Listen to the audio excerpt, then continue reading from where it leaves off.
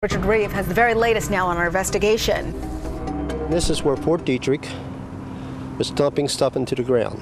Even now, after 50 years, Steve Cole still remembers the helicopter that flew overhead when he was 10 years old, riding his bike outside Fort Detrick. Flew right over, and all of a sudden this, I don't know what it was, like dust or something, was over my shirt and pants and stuff like that. And it's just like, okay, what is this? It happened at least 5 other times, Cole says.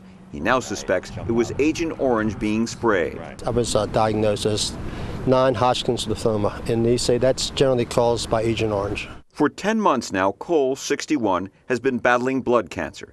His 64-year-old brother Gerald has thyroid cancer. His youngest brother Mark died at 50 last summer of lung and liver cancer. What is coming out of Detrick is killing people. Their 87-year-old mother, Grace, has lost 6 of 7 siblings to cancer.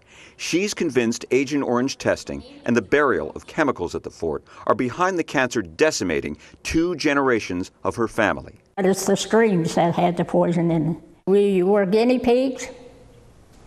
We knew what we were getting into it. We're living with it. The Coles aren't alone. There is definitely a cancer cluster here. At this forum, organized by the Christian Renee Foundation, a nonprofit representing cancer victims, some families say they plan to join a legal fight against the fort.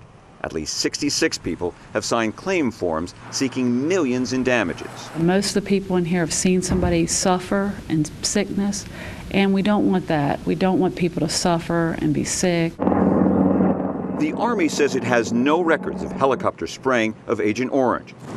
Military documents show a truck with a spray tower and enclosed tents used for testing. Still, the EPA says industrial solvents, Agent Orange wastes, and radioactive materials buried deep underground may have contaminated waterways. Not only do you have the water that could be contaminated, you have the vapors coming up from the water and from the soils that could be contaminating people. The National Academy of Sciences has found a link between the dioxin found in Agent Orange and some cancers. But epidemiologist Tom Burke says proving the fort has caused a specific person's cancer could be difficult. Now, there's evidence that these compounds may be related to increased cancer risk.